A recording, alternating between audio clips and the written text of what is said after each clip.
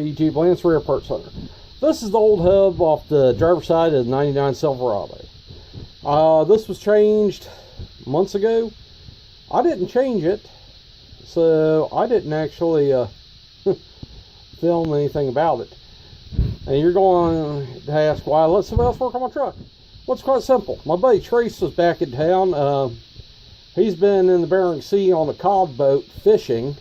He actually works as an engineer on the boat, but when he's not fixing things, he works as a fisherman. Well, he was in town. I had the wheel bearing in the truck. Hadn't had time to change it. And he said, I'll tell you what, I'll come to your work tomorrow in the evening before sun goes down, and I'll change that.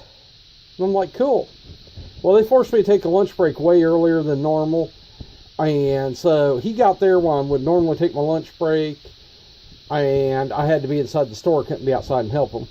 Well, it would have taken us both 10 minutes to change it, because I would have made him hook the air compressor up that he had with him and use the air chisel on it the first time.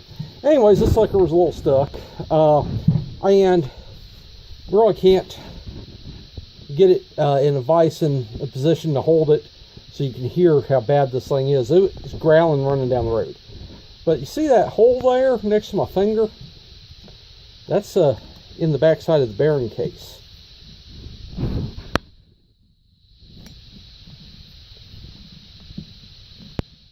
You hear that kind of gurring noise? That growl? That should not be in there. One thing I did want to do on this was to pull the Allen head bolt out and save the ABS sensor wire. Believe it or not, when I still worked at O'Reilly's, had one guy come in. They took the wheel bearing off, and he didn't need a wheel bearing, but he broke this wire taking the wheel bearing off. He was going to service something else. I think his truck was 4-wheel drive. But anyways, he took his wheel bearing out to service something, and I'm not sure what, but he broke this. And just to get this cord and that sensor at O'Reilly Auto Parts costs 1.5 times what this bearing costs. Actually, I just noticed there's a secondary hole there in that case. That whole metal piece on the back is coming apart on this thing. But anyways, that's why this hadn't gone to the scrapyard yet. I might take this outside, see if I can knock back that off. Okay, YouTube land, I'm back outside, and there's a bit of wind. Anyways, knock that back cover the rest of the way off. I'm not going to show you what I used, but I just had something handy and just whacked it, stuck it, peeled it. You see all that rust in there? That's been sitting with rusty water in it.